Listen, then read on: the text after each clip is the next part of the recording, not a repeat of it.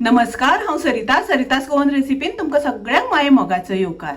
आज आमी करूया घोटाचे सासव।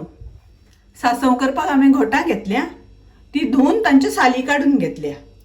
घोटां घेता आसतना आमकां बरी पिकलेली घेवपाक जाय। घोटांच्यो साली काडल्या नंतर मातशी आमकां ती अशी स्मॅश करून घेवपाक जाय।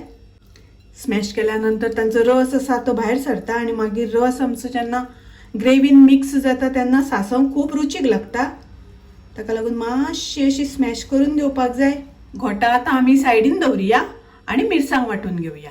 सासव करपाक आतां थोडीशी मिरसांग वांटून घेवया। एक वळ्याची सोय घेतली हांवें, म्हळ्यार अर्दो नाल्ल।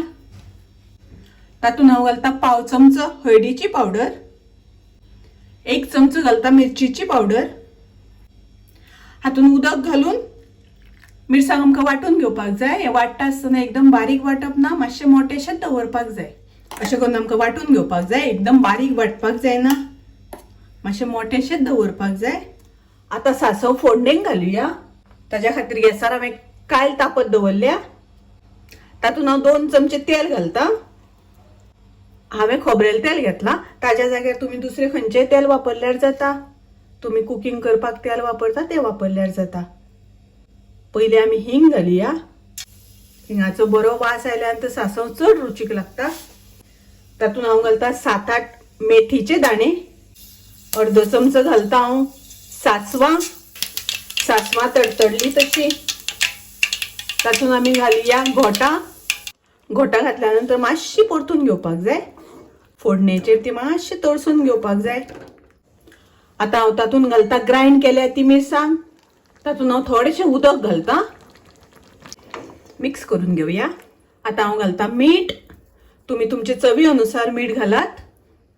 मीठ घातल्यानंतर ढवळून घेवया आनी आतां सासवाक बरो खतखतो काडून घेवपाक जाय। सासवांक बरो खतखतो आयलो। आतां हांव तातूंत घालता गोड। गोड हांवें अर्दी वाटी घेतल्या। तर गोड घालता आसतना घोटां आंबट गोड कशी आसता ताचेर डिपेंड आसता। घोटां जर तर गोड आसत जाल्यार गोड मातशें कमी घालपाक जाय, आंबट आसल्यार मातशें चड घालपाक जाय। तुमी तुमच्या अंदाजान गोड घालात।